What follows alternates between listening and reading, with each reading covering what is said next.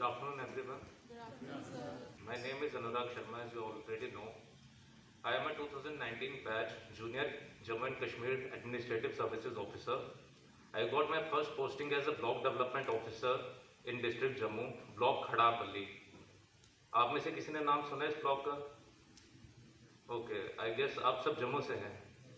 Okay. After that, I have served as a Block Development Officer for 1 whole year. After that, I was posted as an Excise and Taxation Officer in Excise and Taxation Department. Your name and why do you want to crack this examination, and or why are you preparing for this examination? See, ये जो question है आपका interview का सबसे पहला question होता है. Whenever you will appear in interview, ये एक क्वेश्चन है जो आप इंटरव्यू के लिए हमेशा तैयार करके जाते हो. मोस्ट ऑफ द टाइम जो आंसर आप प्रिपेयर करते हो, जो मैंने भी किया था, because I want to serve the society, that is why I am appearing for this examination और I want to crack this examination. तो आपको काउंटर क्वेश्चन आता है कि अगर आप एक टीचर हो आप तब भी सोसाइटी को सर्व करोगे, आप एक डॉक्टर हो आप तब भी सोसाइटी को सर्व करोगे. See, why we are preparing for this examination is because these are the best services that are being offered in the Union Territory of Jammu and Kashmir. So to crack this examination, to be a part of this elite services, you have to give your best. वो best आप कैसे दोगे? वो best आप दे सकते हो hard work करके, पढ़ाई करके. But at the same time hard work and पढ़ाई, क्या ये will it yield result? I don't think so. See, I started to prepare for this examination in the year 2013, right after my graduation. In 2014, मेरा पहला prelims था. I cracked that prelims. Then mains. I cracked that mains. I gave interview, but I was dropped out. I did not make it to the examination. So मेरा hard work यहाँ पे maybe it helped me to reach interview stage. लेकिन क्या my hard work paid off? No, it did not. What paid off was my persistence, my desire to crack this examination. मेरा mains का final result आता है. In the mean time मेरा next 2016 का जो examination था उसका प्रीलिम्स क्लियर हो चुका था. After 2 months we had our mains examination. I could have just sit back and thought कि क्या हो गया, क्यों नहीं हुआ, etcetera etcetera. But I started studying again.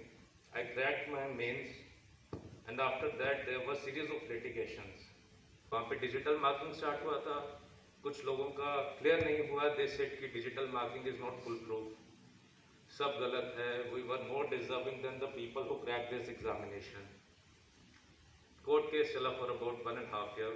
Court case got settled. हमारा इंटरव्यू हुआ and finally we made it to the list and हमारी पोस्टिंग हो गई. So what I am trying to say is that it is not hard work which will help you to crack this examination. Hard work तो काम करेगा ही. Hard work के साथ you need to be smart. You need to be smart and you need to have that passion in you कि आपको ये करना है तो करना है. पैशन, हार्ड वर्क ठीक है, लेकिन इसके साथ what if hard work and passion के बाद भी आप एग्जामिनेशन क्लियर नहीं कर पाओ? Do you have any backup plan? How to prepare for exam is one thing. What I'll tell you from my personal experience that I started to prepare for this examination in year 2013. 2016 तक मैं कोई और exam नहीं देता था कि मुझे यही करना है और कुछ करना ही नहीं है. बट इन 3 सालों में मेरे साथ क्या हुआ कि मैं डिप्रेस होना शुरू हो गया. Because I was around 23-24. मैं अभी भी घर वालों से पैसे लेता था and at one point of time आपको ऐसा लगता है कि मैं लाइफ में कर क्या रहा हूँ. सो इन ईयर 2016 मैं अपने एक्सपीरियंस शेयर कर रहा हूँ. इन ईयर 2016 मैंने साइमल्टेनियसली, क्योंकि हम केएस की प्रिपरेशन कर रहे हैं, जेके एएस की प्रिपरेशन कर रहे हैं, हमारा जीएस इतना स्ट्रॉन्ग हो जाता है कि आप एसएसबी बेस्ड कोई भी एग्जाम दो, you can easily crack it. अब तो आप सीसेट भी प्रिपेयर कर रहे हो, तो आप अगर बैंकिंग बेस्ड कोई भी एग्जाम दो, you can easily crack it, क्योंकि पैरेलल है सारी preparation. So in year 2016 I started to appear in different examinations. Persistence and hard work. I cracked around 13 exams, banking, SSP and others. मेरी किसी में भी सिलेक्शन नहीं हुई. इंटरव्यू आउट, कभी आधे मार्क्स से, कभी 0.25 मार्क्स से। देन अगेन आई थॉट क्या हो रहा है, मतलब पढ़ भी रहा हूँ, एग्जाम भी क्लियर हो रहे हैं, इंटरव्यू भी दे रहा हूँ, सिलेक्शन नहीं हो रही है। यहाँ पे आपकी आती है mental strength, what you want to do. एक टाइम पे आपका होता है यार मेरा ये फ्रेंड इसकी भी जॉब लगी, इसकी भी लगी, मैं क्या कर रहा हूँ या मैं क्या कर रही हूँ। So at that point of time, you have to really, sit back, think about it, your strategy, what do you want to do with your life, and then start preparing again. Because giving up is not an option. अगर आप कहो कि ठीक है मैं ये छोड़ देता हूँ, कुछ नहीं करूँगा, मैं कोई बिजनेस खोल देता हूँ, अगर बिजनेस खोलना it is a very good thing, लेकिन आप स्टार्ट से वही करो. Why are you wasting 3 to 4 years of your life on preparation, and then after that shifting to business? समझ रहे हो? वो 4 साल अगर आप अपने बिजनेस में दो, आपका बिजनेस काफी इंप्रूव कर जाएगा, you start earning money. So after failing in 13 consecutive interviews, I cracked one examination JK bank का. Then I did not give up, मैं फिर से पढ़ता रहा. Then I cracked one more examination as a sub inspector in excise department, and within 6 months मेरा KS का result भी आ गया. What I am trying to tell you is that कि failure it is a part of life. You cannot give up easily. एक interview दोगे, दूसरा दोगे, तीसरा दोगे, मे बी आई होप पहले में ही सबका हो जाए, दूसरे तीसरे की बारी नहीं है. But if you give up, कोई नेगेटिव थॉट्स दिमाग में लाना स्टार्ट कर दोगे, इट वॉन्ट हेल्प यू. आप हिस्ट्री जब भी पढ़ोगे, डू वन थिंग, स्पेक्ट्रम एक ही बार पढ़ो, बार बार पढ़ने की जरूरत नहीं है. लेकिन जब एक बार पढ़ोगे ना, बुलेट्स में अपने नोट्स बना लो. बिकॉज अगर आप 800 पेजेस पढ़ोगे, आपकी बहुत ज़्यादा स्पीड होगी, it will take around a week to cover modern India, right. लेकिन अगर आपके अपने नोट्स होंगे, जैसे मैंने अपने बनाए थे, तो मेरी मॉडर्न इंडिया जो थी, not modern India, after Indian national Congress INC 1885 and it's different movements जो INC ने स्टार्ट की थी, 20 रुपीज़ वाली नोटबुक होती है, हाफ नोटबुक में वो पूरा आ जाता है. And you only need those points, those important points, चाहे वो आपका मेंस होगा, चाहे आपका वो प्रीलिम्स होगा. पूरी बुक पढ़ोगे तो इट विल बी डिजास्टर्स, तुम्हारा सिलेबस कभी कंप्लीट नहीं होगा. कितने बार आप स्पेक्ट्रम पढ़ सकते हो? 3 बार, 4 बार. लेकिन जो आपकी नोटबुक होगी, छोटी सी नोटबुक होगी, वो आप विदिन 2 आवर्स अपना पूरा मॉडर्न कवर कर सकते हो. And it is just not for history. आप किसी भी सब्जेक्ट का पढ़ रहे हो, प्रिपेयर योर ओन नोट्स, सबसे पहली चीज. एंड आफ्टर दैट आप अपने नोट्स तो बना रहे हो, कितने बुक्स को पढ़ के बना रहे हो, that also matters. Multiple books नहीं पढ़िए. अगर आप एक टॉपिक एक बुक से पढ़ रहे हो, it will take you around 1 hour 2 hour maybe. अगर आप वही टॉपिक दूसरी बुक से भी पढ़ रहे हो, आपके नेक्स्ट 1 और 2 आवर्स वो है वेस्ट, वो टोटली वेस्ट हो रहे हैं. क्योंकि सेम कंटेंट आप दूसरी किताब से पढ़ रहे हो, लैंग्वेज डिफरेंट होगी, फैक्ट्स चेंज नहीं होंगे, फैक्ट्स वही रहेंगे. So try to stick to 1 और maximum 2 books. I don't think 2 books are necessary. एक ही बुक से पढ़िए and make your own notes. अपने पर्सनल एक्सपीरियंस से बताता हूँ, मैंने हिस्ट्री की कभी कोई किताब नहीं पढ़ी है. See, preparation is important, studying is important, putting in hard work is important, but where do you stand, you need to know it before the exam. उसके लिए आप टेस्ट सीरीज दीजिए. आजकल ऑनलाइन भी मिल जाते हैं विजन वगैरह की, लेकिन आई प्रेफर कि आप लोग कहीं लोकल इंस्टीट्यूट में जाके टेस्ट सीरीज में अपेयर हों. उसका रीज़न ये है कि यू गेट टू नो कि आप कहाँ पे स्टैंड करते हो अगेंस्ट योर कंपटीशन. इन 2013 जब मैंने स्टार्ट किया था पढ़ना, उस टाइम पे हमारा प्री में सब्जेक्ट होता था. मैंने सोशियोलॉजी का पूरा सिलेबस कवर किया था एंड मैं काफ़ी कॉन्फिडेंस के साथ टेस्ट सीरीज देने गया था. आउट ऑफ 120 क्वेश्चंस मेरे सिर्फ 43 सही थे, only 43. And the guy was sitting next to me, sir, he had 92 correct questions. So I just asked him, मैंने कहा ये कैसे किया आपने? कहता आप कौन सी किताब पढ़ते हो? मैंने कहा मैं ये वाली बुक पढ़ता हूँ. कहता no, this is not for competitive examination, you should study this book. Then I studied that book, and in the very next test I was scoring around 82 marks. So what I'm trying to say is कि मेरी preparation कहाँ पे गलत हो रही थी. Although मैंने पूरा सिलेबस कवर किया था, बट मेरी प्रिपरेशन कहाँ पे गलत हो रही थी, वो अगर मैं घर में बैठा रहता तो मुझे पता नहीं चलना था. वो मेरे साथ जो लड़का बैठा था उसके मैंने मार्क्स देखे, मैंने उससे पूछा तो मुझे पता लगा कि मेरे को क्या पढ़ना है। आप घर में बैठोगे, सिलेबस लोगे, you will consult some book, you will do it, तुम्हारी तरफ से तुम्हारा पूरा सिलेबस हो जाएगा, यू विल थिंक कि okay fine, I have done my syllabus, I am ready for this examination, but what others have studied, what is their capability और what is their knowledge, वो तुम्हें नहीं पता होगा। And where do you stand in comparison to others who are actually preparing for this examination, वो आपको तभी पता चलेगा जब आप अपने कंपटीशन को फेस करोगे। घर बैठ के पढ़ोगे, वेरी गुड, लाइब्रेरी आके पढ़ोगे, वेरी गुड, बट आप खुद को चेक कहाँ करोगे? अपने स्टडीज को, अपनी तैयारी को कहाँ पे चेक करोगे? What is the parameter? So appear in as many test series as you can, क्योंकि प्रीलिम्स में जब भी आपने जाना है तो आपको एमसीक्यूज आएंगे। अगर आप सपोज करो 3-4 इंस्टीट्यूट्स के टेस्ट देते हो, 4 test each, 16 test, 100 question, 1600 question. On 1600 question में, just for GS, on 1600 question में से एटलीस्ट 20, 30, 40 क्वेश्चन ऐसे होंगे जो आपके एग्जाम में भी आएंगे। तो डोंट जस्ट सिट आइडल, थोड़ा खुद को हिलाओ। जम्मू में काफ़ी इंस्टीट्यूट्स हैं, 3 to 4 इंस्टीट्यूट्स को ज्वाइन करो, ज़्यादा टाइम नहीं लगता है। आप घर में बैठ के टेस्ट सीरीज देना चाहते हो तो आप घर बैठ के दीजिए, लेकिन घर बैठ के ये शो हो जाता है कि आपको अपने कंपटीशन का पता नहीं चलेगा। कंपटीशन का पता तब चलेगा जब आप उनके साथ फेस टू फेस नहीं बैठोगे। So it is very important that you are parent test series. पढ़ाई सब करते हैं, लेकिन आपका वर्थ क्या, आप कहाँ स्टैंड करते हो, सबको पता नहीं चलता है। Likewise history, geography,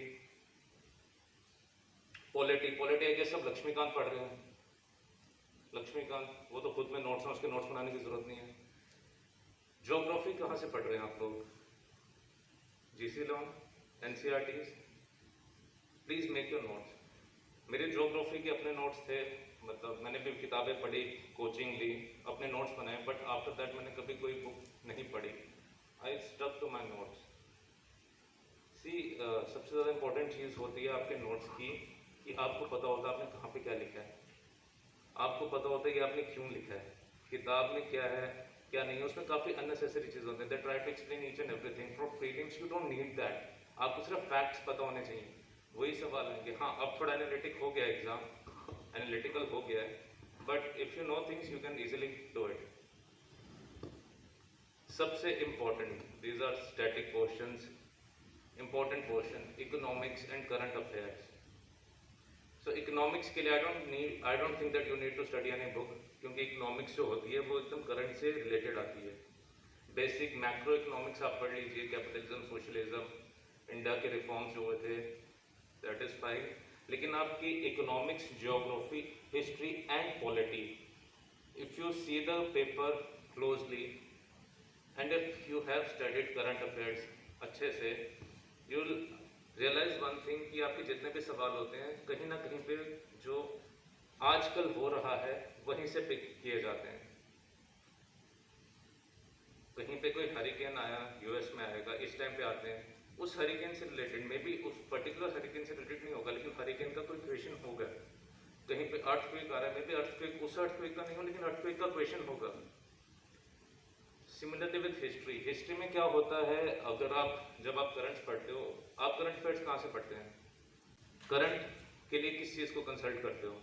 Hindu and Indian express, उन दोनों में से एक पढ़ो और एक लोकल डेली पढ़ो, with daily Excelsior, state times, anything.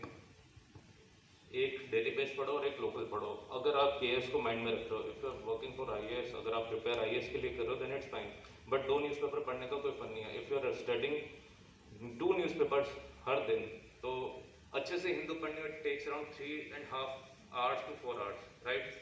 तो अगर 3 से 4 घंटे हिंदू को लगा रहे हो, 3 से 4 घंटे इंडियन एक्सप्रेस को लगा रहे हो, आई don't think that's worth it, क्योंकि दोनों में ऑलमोस्ट सेम ही चीज़ें होती हैं, कुछ ज़्यादा फर्क नहीं होता है।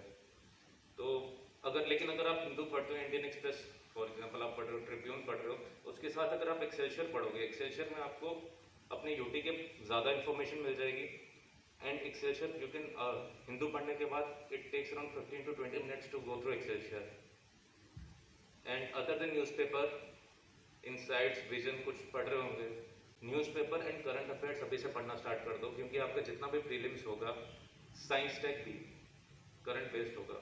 जैसे हमारे टाइम पे बिटकॉइंस, आर्टिफिशियल इंटेलिजेंस बहुत थी, उससे रिलेटेड हमें सवाल पूछे जाते थे। So try to focus on current जितना ज़्यादा आप कर सको। डेली बेसिस पे आपको न्यूज़पेपर पढ़नी है, एंड उसके साथ अगर आप डेली बेसिस पे किसी पोर्टल को फॉलो कर सकते हो करंट अफेयर्स का, जैसे इनसाइट्स हो गया, विजन आईएएस हो गया, दैट इज ब्रिलियंट। लेकिन अगर आप नहीं कर सकते हो तो इनका एक मंथली इशू आता है। मैं अपने टाइम पे मंथली इशू पढ़ता था। उसका ये फ़ायदा होता है कि आपको एक मंथली जो भी उनका पिछले महीने में हुआ होता है वो सारा एक ही पीडीएफ में मिल जाता है। Get it printed and study it.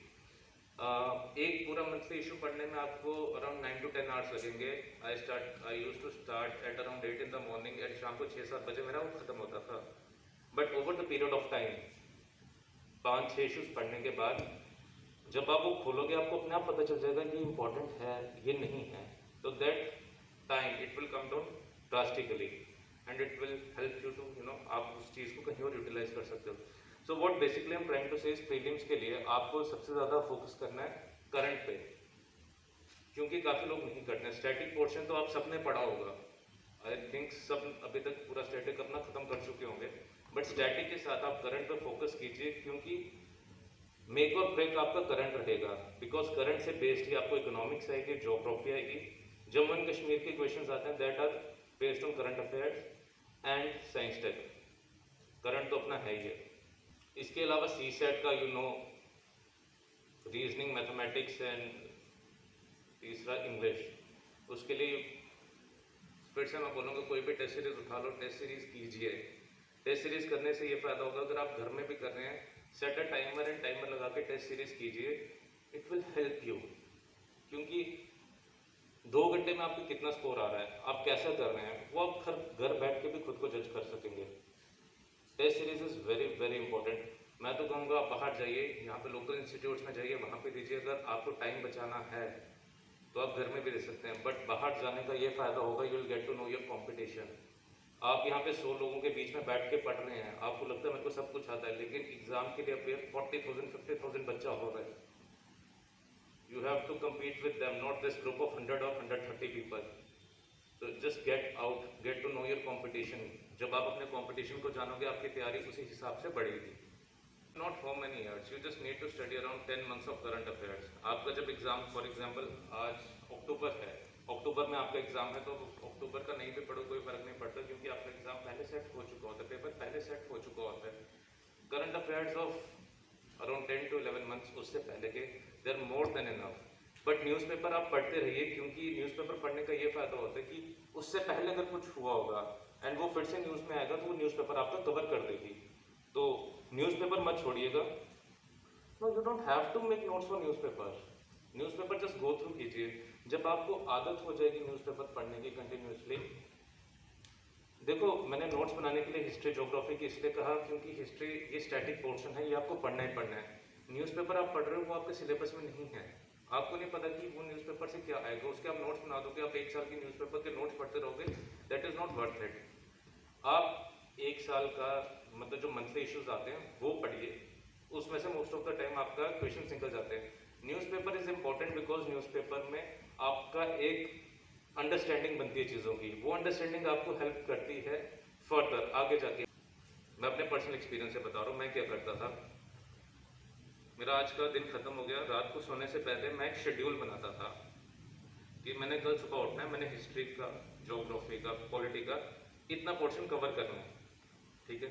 सुबह 8 बजे उठूंगा, 8 बजे पढ़ना स्टार्ट करूंगा, 7-8 बजे तक शाम को खत्म हो जाता था, कभी कभी जल्दी भी हो जाता था। अगर जल्दी हो जाए, you think you have free time, you can add something else, कुछ कर सकते हो। अगर आपने नहीं भी करना है, give that time to yourself. पढ़ना है लेकिन खुद को स्टेबल पे रखना है। I was talking to Swamiji about this thing only, that mental health is very important। यहाँ पे क्या होता है, हम लोग इतने जुनून में आ जाते हैं कि मुझे पढ़ना है पढ़ना है पढ़ना है, we forget each and everything, हमारे आसपास क्या हो रहा है, हमें क्या करना है, that is not good for you. Physical and mental health उस पर भी फोकस रखिए, वॉक पे जाइए, give time to yourself, relax करो, listen to music. You don't have to study 24/7 for 365 days। ये जो आपका पीरियड है, दिस इज लीन टाइम। इस लीन टाइम में अगर आप दिन में 8 से 10 घंटे भी पढ़ रहे हैं, दिन और रात मिला के, that is more than enough. जो आपको 16 से 18 घंटे पढ़ना है, वो एग्जाम से 1 महीना पढ़ना है, क्योंकि वहां पे आपने सिर्फ रिवाइज करना है। आपका सिलेबस इस टाइम पे 8 से 10 घंटे बैठ के पूरा कवर हो जाता है। जितना मर्जी सिलेबस हो यार, 365 दिन है, 365 दिन में आप दिन के 8 से 10 घंटे भी पढ़ोगे, आपका सिलेबस क्यों नहीं कवर होगा? ऐसा मत सोचो कि आपका एग्जाम 1 साल बाद है तो मैं अभी से पढ़ूंगा, मैं सब कुछ कर लूंगा। नहीं, that is not possible, that is not humanly possible. We are not machines, we are humans, we have desires, we want to go out with friends, we want to watch movies, we want to listen to music, do that. We want to meditate, we want to do yoga, we want to go out, we want to work out, we want to go for job, do that.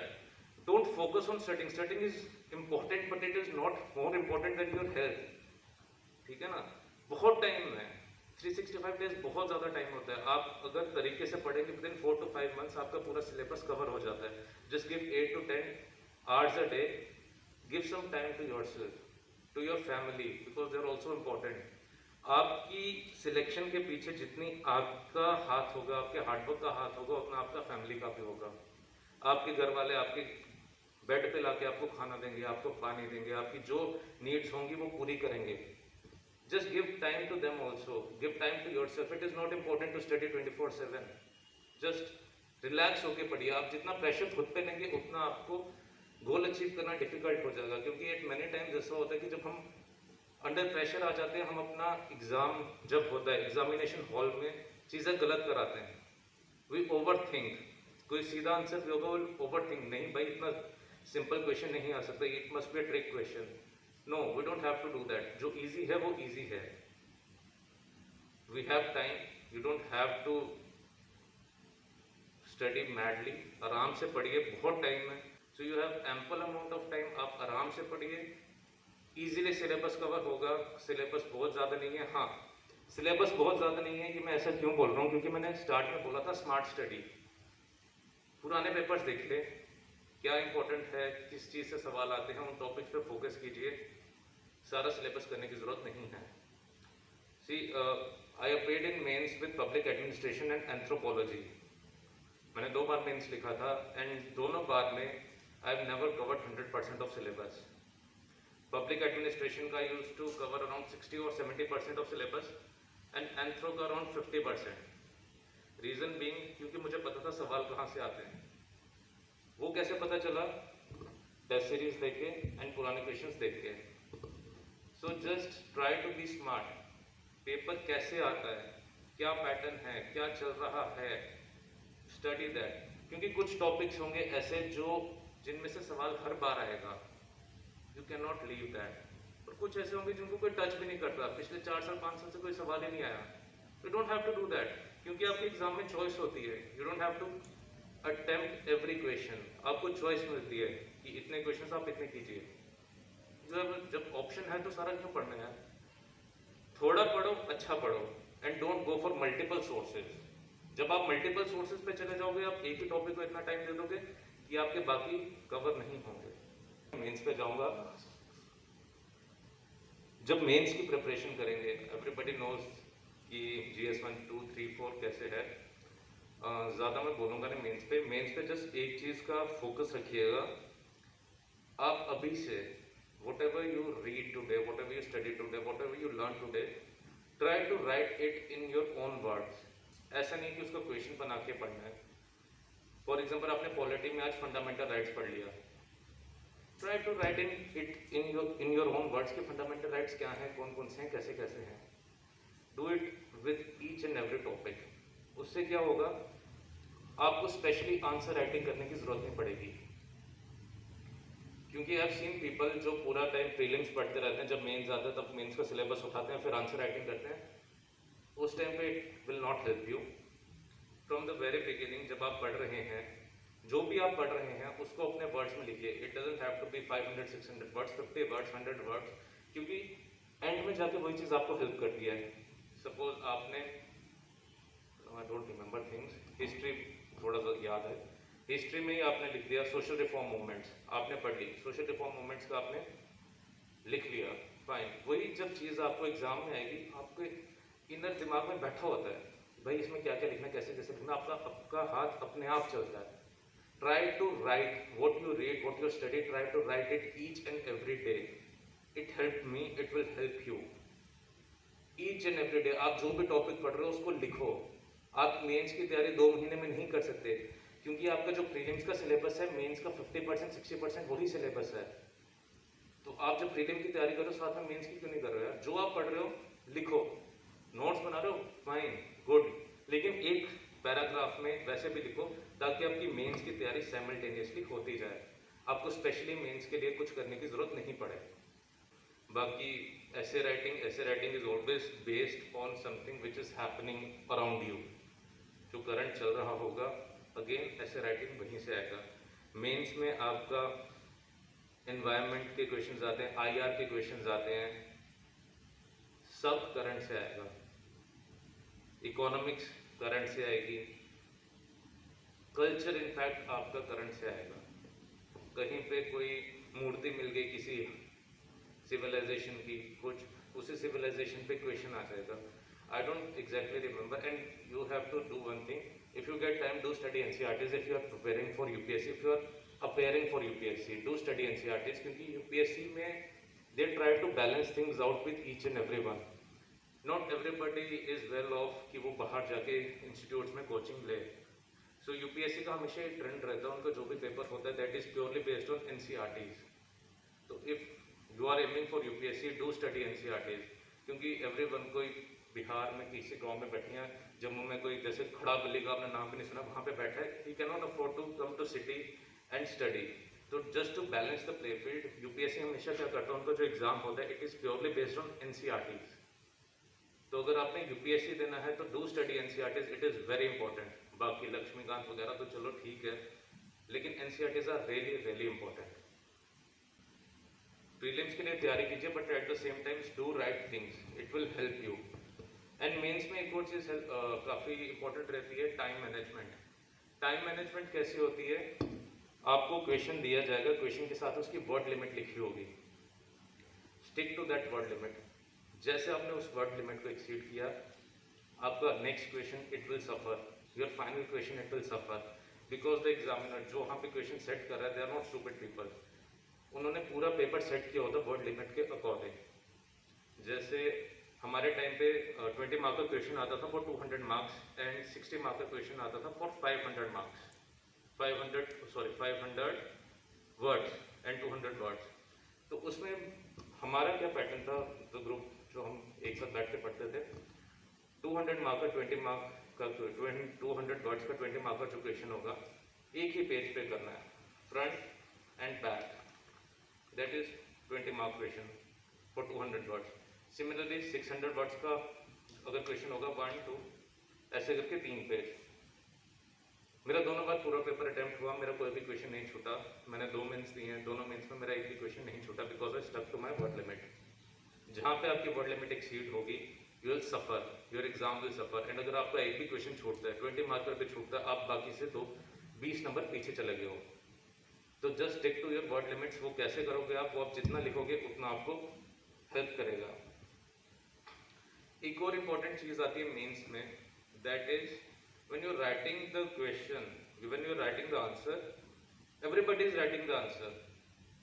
How will the examiner differentiate between your answer and your answer? कैसे करेगा? Just beautify your answer. Beautify कैसे करेंगे? I have worked in RDD. Suppose I get a question, explain briefly about working of rural development department. मैं लिखना शुरू कर दूंगा, paragraph में 2 पेज हो गए खत्म. उस 2 पेज में मैं अगर आधा पेज ऐड कर दूंगा, it will not take time. वो आधा पेज क्या होगा, I will make a flow chart. जो जो मैंने चीजें लिखनी हैं उन सबका एक फ्लो चार्ट उस आंसर के अंदर ही. Rural development department, major schemes, एक जगह उसका बना दूंगा कि स्ट्रक्चर क्या है, एडमिनिस्ट्रेटिव स्ट्रक्चर क्या है, दूसरी side major schemes. Major schemes में NREGA, 14FC, PMAY etcetera etcetera. Administration में डायरेक्टर, उसके नीचे ACDs एक्सेट्रा एक्सेट्रा. सो जब आप ऐसे करते हैं तो एग्जामिनर आपका क्वेश्चन ही पढ़ेगा, वो आपका सिर्फ फ्लो चार्ट देखेगा. उसको पता है यार इसने ये सब चीजें लिखी हैं, इसने नीचे भी अंदर वही चीजें लिखी हैं. तो अगर आपको नीचे कुछ गलत भी लिखा हुआ है, most of the time they don't read it. I mean they are not stupid, they will read it, but ऊपर ऊपर से पढ़ते हैं. तो just to take an edge over others, try to beautify your answers. Flow charts, diagrams, comparative, tabular form. दो चीज़ों में comparison आ गया, टेबल बना के उन्हें कंपेयर कर लिया. It really helps. टाइम नहीं लगता उसमें ज़्यादा, 2 से 3 मिनट लगेंगे. इनफैक्ट जब आप फ्लो चार्ट बना देते हो आपका आंसर लिखना आसान हो जाता है, क्योंकि आप उस फ्लो चार्ट को देख के ही आंसर लिखोगे कि हाँ मैंने ये चीज़ मेंशन की है, ये चीज़ ऐसे से लिख के खत्म. राइट एवरी डे, जो भी आप पढ़ रहे हो अपने वर्ड्स में लिखो. It will help. Try to practice flow charts, tabular forms. Mains पे 100% इट विल हेल्प. मेंस से रिलेटेड किसी को कोई सवाल? सर एसए के रिलेटेड जो आपने बोला करंट से हमें आएंगे क्वेश्चंस, मतलब वो कैसे, क्या क्वेश्चंस होंगे, किस तरीके से हमें उनको लिखना है? मैम मेरे टाइम पे हमें ऐसे जब भी आप अटेम्प्ट करते हो, यू गॉट चॉइसेस. तो 2014 में हमें जो ऐसे आया था that was GST.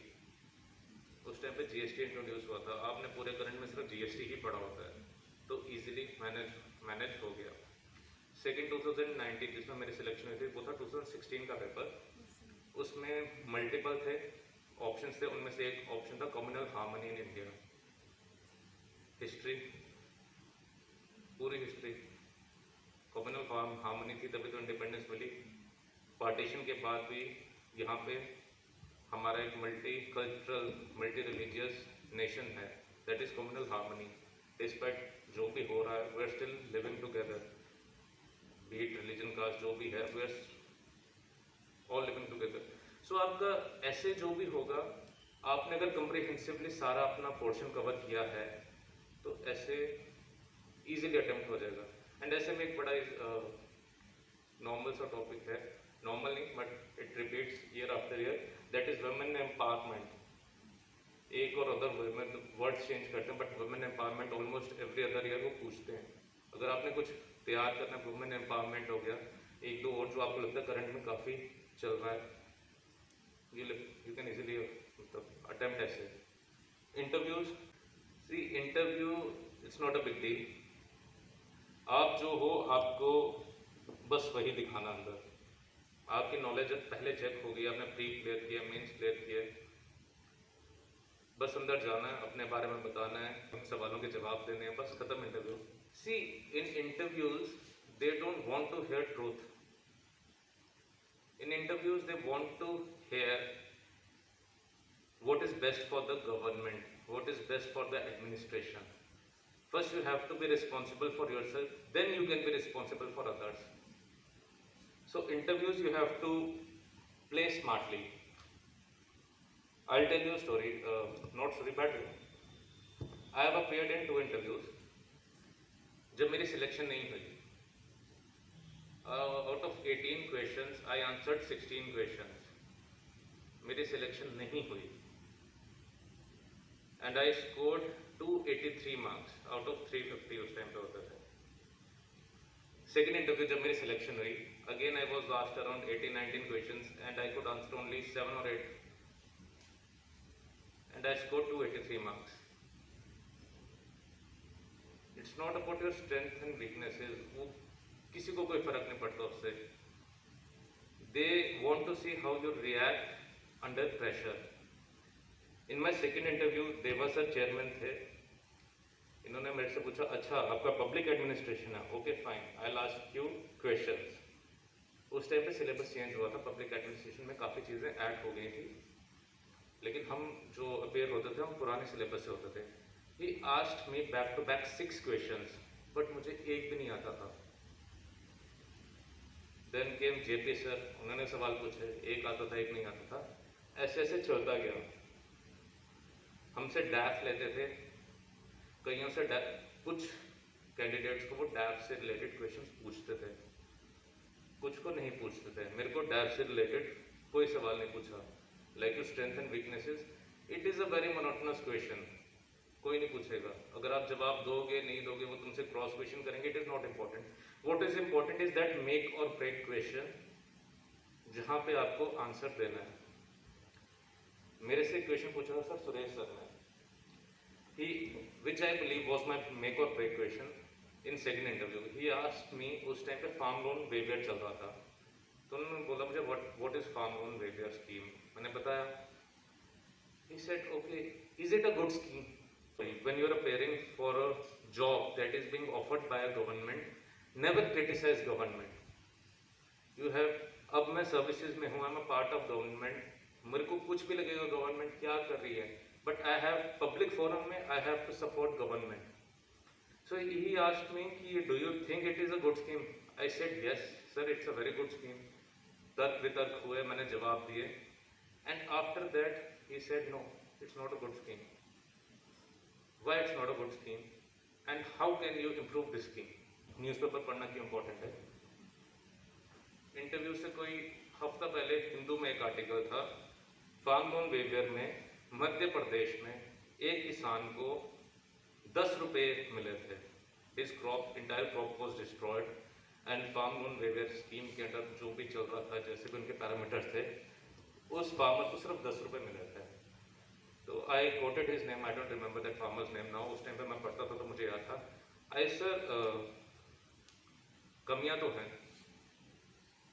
I quoted this incident, I quoted from where I read it, the source, and he said, how can we improve it? मैं कहा, sir, we can improve it by comprehensively studying कि कहाँ पे क्या हो रहा है.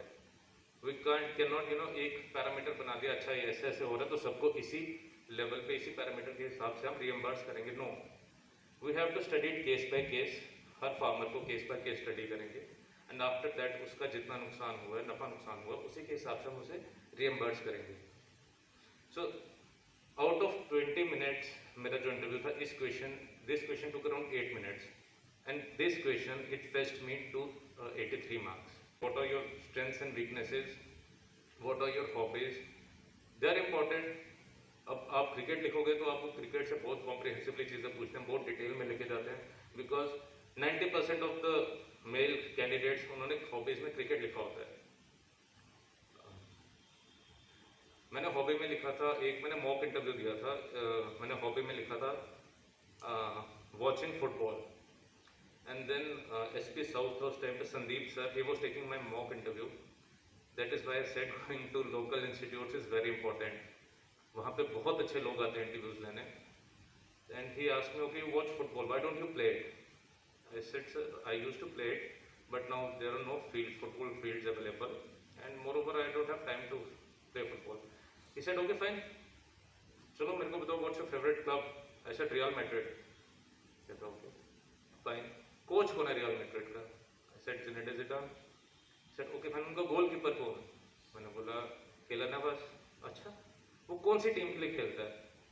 International team. I said, okay, Costa Rica, fine. He said, okay, fine, ठीक है. So what I'm trying to say is, whatever hobby you write, आप वही हॉबी लिखो जिसके बारे में आपको पता है, which is actually your hobby. ये मत लिखो कि कुछ भी लिख दिया. In second interview, I tried to play smart and I wrote playing Jenga. Anybody knows what Jenga is? What should be the best answer for this question, and why do you want to join these services? Idealistically, sir, I want to serve the masses. I have this acumen, I want to do something for the society, etc. etc. सब यही बोलते हैं, और आप किसी से भी पूछोगे वो बोलेंगे यही जवाब दीजिए, लेकिन डीप इनसाइड आप you know and they know why you are preparing for this examination. इस चीज़ को आप वर्ड्स को ट्विस्ट कर लीजिए. आइडियलिस्टिकली सब यही आंसर देते हैं, but if you want to play bold and say कि sir these are the best services, along with you I want to serve the society, add this thing that these are the best services our state can offer. तो आपको वो जो counter question आता है कि आप doctor क्यों नहीं बन के सर्व करेंगे या टीचर क्यों नहीं बन के सर्व करेंगे, वो वहीं पर खत्म हो जाता है, बिकॉज हम जो भी कर रहे हैं अपने लिए कर रहे हैं at the end of the day. So बस एक पॉजिटिव माइंडसेट से इंटरव्यू फेस करना, तो कुछ नहीं होता. अगर आपको 10 में से 4 सवाल नहीं आते, कोई फर्क नहीं पड़ेगा. कुछ इंटरव्यू में बहुत बेसिक क्वेश्चंस पूछते हैं, कुछ क्वेश्चंस होते हैं आपसे पता भी नहीं होते हैं. Like one of my friends, she was asked कि ग्लास का इन्वेंशन कहाँ पे हुआ था इन इंटरव्यू, उसे भी नहीं पता था. और मुझसे पूछा, being a computer sciences engineer, what is Ram? मैं कहा यार राम क्या होता है, मैं कंफ्यूज हो गया. आपने कंप्यूटर साइंसेस किया है ना Vijay sir? Ram, RAM, RAM, Ram, मतलब जैसे रैम कहते हैं, हाँ। फिर दूसरा क्वेश्चन मेरे से, who was the founder of Facebook? ये भी इंटरव्यू में पूछा है।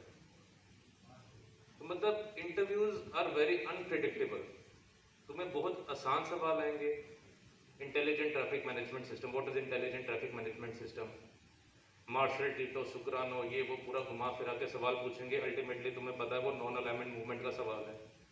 So you just have to think before you speak in interviews. Interviews are not that difficult, क्योंकि आपने उस टाइम तक इतना पढ़ लिया होता है, इतना पढ़ लिया होता है कि you know everything, you know everything. आप जब इंटरव्यू में जाते हो ना, तुम्हारे सारे सेंसेस काम करना स्टार्ट कर जाते हैं, तुम्हें कुछ भी पूछेंगे तुम्हें पता होगा, एंड अगर नहीं पता होगा तो कुछ नहीं बोलना, सिंपली बोल देना sorry sir I don't no.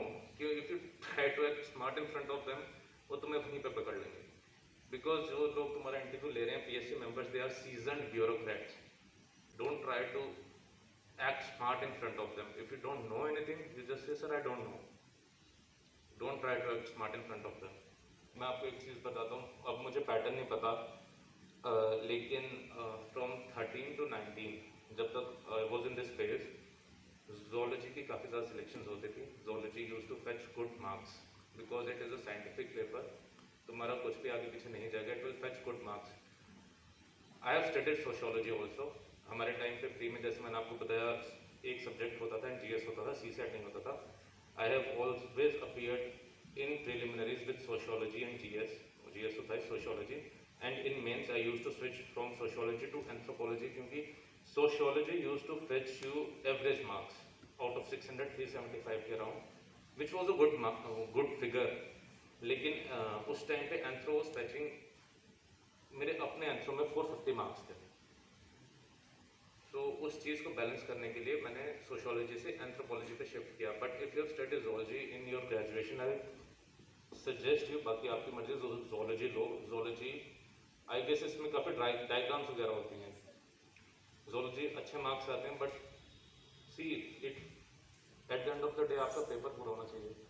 And sociology में एक और इशू होता है, सोशियोलॉजी में आपके ओपिनियन बेस्ड काफ़ी सवाल आते हैं, डायरेक्ट क्वेश्चन नहीं आते। जोलॉजी में डायरेक्ट क्वेश्चन आते हैं, आप ओपिनियन बेस्ड क्वेश्चंस कर भी लोगे, लेकिन आपका ओपिनियन और क्या जो आपका एग्जाम चेक कर रहा है, पेपर चेक कर रहा है, उसका ओपिनियन मैच करता है, it also matters a lot. So scientific subject is always better than arts. Although मैंने सारे आर्ट्स में दिए हैं, बायोलॉजी मैंने भी पढ़ी थी 12th तक, लेकिन उसके बाद इंजीनियरिंग में आके सब कुछ भूल गया था। तो बाकी जैसा आपको अच्छा लगता है, sociology is a very nice subject. Sociology पढ़ते हो आपको लगता है कि बस इमेंसिपेशन हो गई है, यही है, मैं जिंदगी में क्या कर रहा था मेरे को नहीं पता। मेरे को तो लगता था मैंने इंजीनियरिंग करके गलती कर ली, मेरे को सोशियोलॉजी पढ़नी चाहिए, इतना अच्छा सब्जेक्ट है वो। लेकिन at the end of the day it's about cracking this examination and scoring good marks. तो प्रेफरेबली जोलॉजी, अगर आपने जोलॉजी पढ़ी है तो you should not switch to sociology. Sir anthropology के जो सोर्सेज हैं, कहाँ से करना चाहिए, कैसे नोट्स, यहाँ पे क्या स्कोप है जेएंडके में एंथ्रोपोलॉजी का? एंथ्रोपोलॉजी का मैम जेएंडके में मैंने एंथ्रो की कभी कोई किताब नहीं पढ़ी है। एंथ्रो, क्योंकि मैं सोशियोलॉजी का स्टूडेंट था, एंथ्रो मेरी ऑलमोस्ट 50% ऑलरेडी कवर्ड थी। तो जो पोर्शन कवर नहीं था, यहाँ पे एक इंस्टीट्यूट है Lawrence, I bought his notes and I studied those notes. Anthro का एक सबसे अच्छा बात ये है कि एंथ्रो में कुछ भी आउट ऑफ द वे जाके नहीं आता। एंथ्रो में हमेशा आपको डायरेक्ट क्वेश्चन आता है सिलेबस से उठा के, जो आपके सिलेबस में लाइन है वही लाइन उठा के आपका सवाल बन जाएगा। लेकिन अब एंथ्रो में ये प्रॉब्लम हो गई कि एंथ्रो का सिलेबस काफ़ी वास्ट हो गया है, तो एंथ्रो बहुत ज़्यादा रटा है, बहुत ज़्यादा। उसमें साइंटिफिक पार्ट है, वो आप पढ़ लोगे अच्छा हो जाएगा, बट एंथ्रो काफ़ी ज़्यादा रटा हो, क्योंकि उसका सिलेबस बहुत ज़्यादा हो गया। You have to cram things for anthro. अगर उन्होंने सोशियोलॉजी पढ़ी है तो वो एंथ्रो में शिफ्ट करेंगे तो it will be very easy for her. लेकिन अगर आपने स्टार्ट से पढ़ना है तो अच्छा है anthro. I have scored good marks in anthro. मैं नहीं कहूँगा कि एंथ्रो नहीं लो, क्योंकि मेरे को सिलेक्शन एंथ्रो नहीं दिलाई है, एंथ्रो एंड पपेट ने। बट एंथ्रो अगर आप ले रहे हो तो फिर बस जो लीन टाइम पे, जो ये जो लीन फेज है, यहाँ पे भी 10-12 घंटे पढ़ लो। लेकिन हाँ, एक बार आपका एंथ्रो का सिलेबस कवर हो जाता है, दूसरी बार आपको करने की जरूरत नहीं पड़ेगी, क्योंकि एंथ्रो भी जो उसका सोसाइटी वाला पोर्शन है, इट इज़ वेरी मज़ा आ जाता है पढ़ के। यू गेट टू नो, अच्छा ये भी होता है सोसाइटी में, you read tribes, types of marriages. Sociology and anthro are very good subjects. लेकिन हाँ एंथ्रो का सिलेबस बहुत वास्ट है अब, हमारे टाइम पे कम होता था अब। तो सर क्या 7-8 मंथ्स में कवर नहीं होगा? हाँ हो जाएगा, लेकिन क्रैम करना पड़ेगा, वो कह रहा हूँ। जैसे अब पबैट था मेरा, पबैट वाज पूरा सिलेबस इट वाज लिंक्ड, एक क्लासिकल थ्योरीज, फिर बीच में new classical theories, modern theories etcetera etcetera, each and everything was inter related. अगर मेरे को बीच में कुछ नहीं भी आता तो मैं अटेम्प्ट कैसे करता था, मैं पीछे से स्टार्ट हो जाता, क्लासिकल ने ये बोला, न्यू मॉडर्न ने बोला, एटसेट्रा एटसेट्रा, आगे चला जाता था। एंथ्रो में जो आपको क्वेश्चन आएगा वो डायरेक्ट आएगा, आपको आंसर आता तो आता, आपको नहीं आता तो नहीं आता। देखो आप जब एंथ्रो पढ़ रहे हो ना, सबसे पहले जो आपका सिलेबस है ना उसे पढ़ो। ये जो आप गवर्नमेंट ऑफ इंडिया की रिपोर्ट्स वगैरह एंथ्रो में इट्स नॉट रिक्वायर्ड। उसका रीज़न मैं बताता हूँ, क्योंकि एंथ्रो जो है आपको क्वेश्चन आ जाएगा टाइप्स ऑफ मैरिजेस, उसमें गवर्नमेंट ऑफ इंडिया की रिपोर्ट का क्या करोगे आप? टाइप्स ऑफ मैरिजेस जो हैं 20-25 टाइप्स हैं वही हैं। तो आप अगर आप एंथ्रो पढ़ रहे हो ना, सबसे पहले जो आपका सिलेबस डिफाइंड सिलेबस है ना, पहले वो कवर करो, क्योंकि वो सिलेबस इतना वास्ट है। अगर आपका वो प्रॉपर पूरी तरह से हो गया तब आप उसमें एडिशंस करने की कोशिश करो। पहले अपना सिलेबस पूरा कर लो, क्योंकि एंथ्रो में मैं नहीं बोलूँगा आपको कि कुछ भी छोड़ के जाओ। हमारे टाइम पे एंथ्रो का ये होता था, पेपर ए वाज, मतलब जो पेपर रहता था उसमें सेक्शन ए वाज, सिलेबस में sorry, section A was compulsory, वो हमें पूरी करनी थी। सेक्शन बी में चॉइसेस होते थे, उस चॉइसेस में एक होता था साइंटिफिक पोर्शन जो हम यूजुअली अटेम्प्ट करते थे बिकॉज उसमें मार्क्स आते थे। दूसरा होता था सोसाइटी, सोसाइटी कोई भी अटेम्प्ट नहीं करता था एज ए सेट सोशियोलॉजी के इसमें, क्योंकि सोसाइटी के जो क्वेश्चंस होते थे दे वर ओपिनियन बेस्ड। अच्छा सब्जेक्ट है। किसी को और कोई सवाल? चलो, thank you so much. I hope you all will do well and will, if God permit, will work together in administration soon. ठीक है? Okay, thank you so much. Thank you so